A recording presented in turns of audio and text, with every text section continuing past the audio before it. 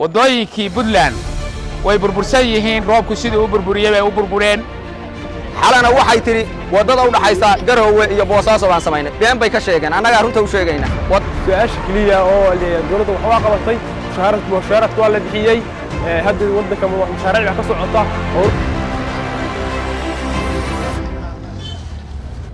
magacaygu waa Maxamuud Axmed Shire waxaan ka mid ahay ganacsatada gobolka Nugaal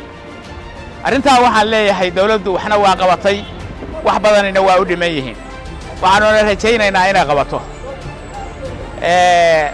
madaxweynuhu wuu khudbeeyay wax badan buu ka hadlay wax qabad badan buu ka hadlay waxaan leeyahay wax badan baa jira hadda wax badan oo aanu dhaliilayno oo dawladda ku dhaliilaynana waa jirtaa waxyaalaha ugu muhiimsan Puntland oo cashuurta lagu qaado waxa ugu badan wadooyinka iyo baabuurta wadooyinkii Puntland way burbursan yihiin roobku sidii u burburiyay bay u burbureen wax laga qabtaa ma jiro wada kasta oo gaari marayo ama waxa laga qaadaa wada mar ama waxa laga qaadaa cashuur sanad 3 bilood hay'adii shaqayn jirtay oo neesha la oran jiray oo wax qabadyada yar yar xataa qaban jiray waxaan leeyahay furinta way ka baxday waxaan u jeedinaynaa marka dawladda Puntland oo madaxweynaha aan waliba xusuusinaynaa arrimaha bulshada waxa u muhiimsan wadooyinka la wadaago oo gaadiidku marayo oo badeecooyinku soo marayaan iyagina waa baabaasan yihiin sunujiif xataa buundooyinkii baa go'ay dad shacab ah waxay ku shubeen meelo yar wax siday yihiin waad u jeedaan Boosaaso dhowr meelood baa laga leexdaa oo burbursan gaari baa maalin ku dhacay 70 gaari baa isku soo gaaray meesha cashuur baa laga qaaday wax laga qabtayna ma jiro waxaan leeyahay waxyaalaha u muhiimsan wax qabadka dadka shacabka ah ee u baahan yihiin oo arrimaha bulshada ay ka mid tahay sanadkaas ay jirtay wada Puntland xilli caasimadii Garowe aan tigi iyo cidhif Nugaaleed caasimadii Garowe aan tigi iyo cidhif Nugaaleed inkastoo kula caday ku tahay Carabi ay keento Cabdinuur iyo gaashaan ayaa igu casuumeen dhalinta abda ugu sharaxay ciidda hodanka kulli sanadka ay jirtay anigu hadda martimo ku ahay waan ayaan joogay laakiin ima muuqato wax la sheegay taaban karo xaqada cabashooyin farabadan mooyaan cabashooyin aad farabadan mooyaan ima muuqato wax la taaban karo xaqada waxaan ka jeclaan lahaa inta la xusayo ama loo dabaaldegayo intaasan wixii ka hayay ama sanad guurada leeyahay in loo dabaaldego waxaan oo qabsoomay waxaan naga qabiyaa in dib la soo weydiiyo laakiin nin kastaba markuu yimaado gaar u magacaabo nin kasta maanta yimi oo dhaho maanta la doortay oo aan dabaaldegaya ka qarasha kaga baxaya wax ka wanaagsan isagoo beeraha ku dadka ugu tuuca oo dhowr motor ku soo iibiyo oo ka mid uga miibsanaa bulshada reedka wadaalanta dhalinta wajah wareersanta dhalintuna wajah wareersan marka waxaan oran lahaa baryaan lagu mashquulin intaasaan joogno meesha ha lagu mashquulo xoogga ha la saaro waxaas inoo qabsoomay waxaas naga qabyaa labaad barnaamijka hadda laga hadlaayo maanta waa barnaamijka waxqabadka dawladdu waxay hadda joogtay sanad iyo dhowr bilood bay joogtay sanad iyo dhowrka bilood ay joogtay markii runta laga hadlo anigu waxqabad ay qabatay ma hayo xalana waxay tiri wadada u dhaxaysa Garowe iyo Boosaaso baan samaynay been bay ka sheegeen annaga runta u sheegayna wadada waxa weeye in every time waa la maraa Allah waa midda Boosaaso iyo Garowe u dhaxaysa midda Garowe dhexdiisa ay samayn oo baabuurtu waxa weeye la mari weyday waxa weeye googii biyaha soo gaarsiiyeen taasaan kale yahay midda kale ma aha dawladdu dad kooban oo waxa weeye madaxweynaha iyo dhowr wasiiraha oo waxa weeye iyo dhowr qof dhinacyada ku wato kaliya dadka Soomaaliyeed oo Puntland dawladdan waxa weeye qof kasta door buu ku leeyahay midna waxa weeye doorkooda lagama siiyo annaga og waxa weeye dhowrna waxa weeye xoogaa dakhliyeed urursada baa meesha ku kooban dhowrka nina waxa weeye waxba ma wadi karaan dadka wax wada waa shacabka waxa weeye ismada wadayaasha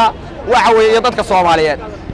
dadkii Soomaaliyeed oo wax wadi lahaa dawladdu hadda waxay keentay inay qayb xidho qaybna caburiso waxa weeye dawladda anu waxaan leeyahay oo waxa weeye u sheegaya waxa weeye soo dawlad sidii lagu yiqiin inay ku shaqeeyo magacaygu waxa la dhahaa Abdisaaq Faarax Xirsi السلام عليكم ورحمة الله وبركاته ومضى الصوماليات ميل جوجتو والسلام يا salaanta muslimka السلام عليكم ورحمة الله وبركاته kow hadda oo u noqda sheekada noo saaran miiska hadda fikri ka dhiibta horta marka hore madaxweynaha hadirtan sanadka dawladda hadir sanadka kastay waa soo hombalyeelaya wax waa qabatay anuu ku walaalkay horta waliba waa fiican yahay laakiin waa ka farki duwanahay su'aasha kaliya oo dawladda wax waa qabatay shahaaradku waa la bixiyay hadda waddanka mashaariic ka socota howlihii badan waxa waa la qabtay sanadka in badan baa la qabtay ciidanku waa la dhisay shacabku hadeer dawladda wax maleelaya cabdiweli alxamdulilah rabbil caalamiin waa dawladda sanbahay tanna hore bay socotay meeshii Puntland joogtay horada laga sii qaaday waxba yahay dhaal iska qaban mashaariicdu waa socotaa sidii awal ay u socotay si ka badan bay u socotaa mashaariicdu waa la bixiyay mashaariicdu waa la wadaa hadda waxyaalo badan oo ay dawladda u qabatay xaqiiq qof kasta wax leeyahay wuxuu ku yaala qof kasta munaadira waa galaya ummadan 30 sano burbu ku jiday qof kasta hadda dhashay hadda wuxuu wadayaa nidaamkii lagu sii jiray waa Saciid Axmed Cali waxaan ka mid ahay dhalinyarada ku nool magaalada Garowe sanadkii tagay 2019 dawladda waxaan dhihi karaa wax muxuu la yiraahdo ay qabatay oo hadda muuqda ma jiro sababtoo ah diiwaangelin ciidan warigeeda waxa maqli jirnay waxa la diiwaangelinaya ciidan kuwa hore la diiwaangelintu dawladda hore waa wadaay 3,000 waxa weeye muxuu ahaa askari oo la diiwaangelinayo wan yar kuma qaadan kardho marka dawladdu taayay ka dhigay wax qabad wadada ceel daahir waa aragtay waxa weeye hadda waa taagan tahay waa meeshii koowaad pointii koowaad rabeen dawladdu wax ka qabato mar haddii la helo dhismaha wadooyinka kaabayaasha dhaqaalaha hadday istaagaaneen oo ay ugu weyntahay wadada ceel daahir wax soconaya ma jiraan muxuu ahaa gobolka bari xasiliintiisu wax la xasiliyaano ma arko sababtoo ah dadkii wax xasilin lahaa la xirayaaba marka waxa leeyahay dawladda waa dawladda caburintaas leeyahay qofkii rabo in waxa weeye fikirkiisa ka hadlo waa la caburinaya markaan waxa leeyahay odayaasha dhaqanka yaa la caburin waa meeshii marjic loo laaban lahaa marka dani iyo waxa weeye muxuu ahaa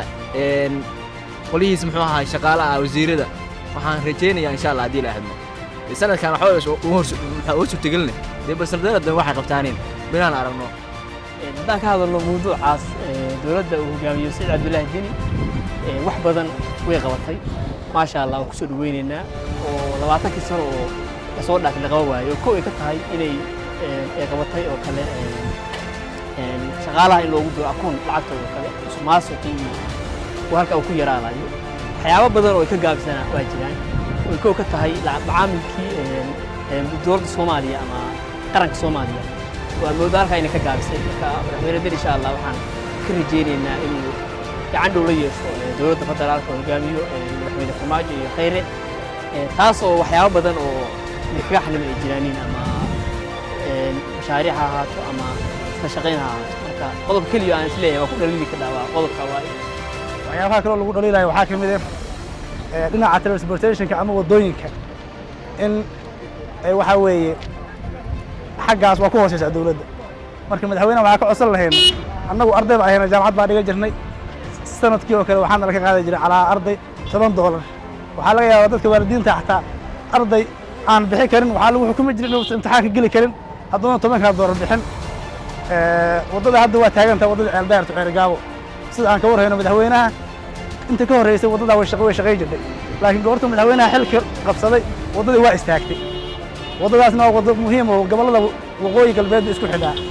marka madaxweynaha waxaa ka codsanaya in waddadaasi il gaar ku eego inuu furo oo dadkaasi waxa weeye shacabka waxyaabo ka guuxaya ka mid tahay sidoo kale waddadii isku xiri jirtay gaalkacyo ilaa Garowe ayana waxa weeye dawladda Cabdiweli ba istaagtay ilaa haatan wax ka hadlayo iyo wax hadalkeeda sheegaya lama hayo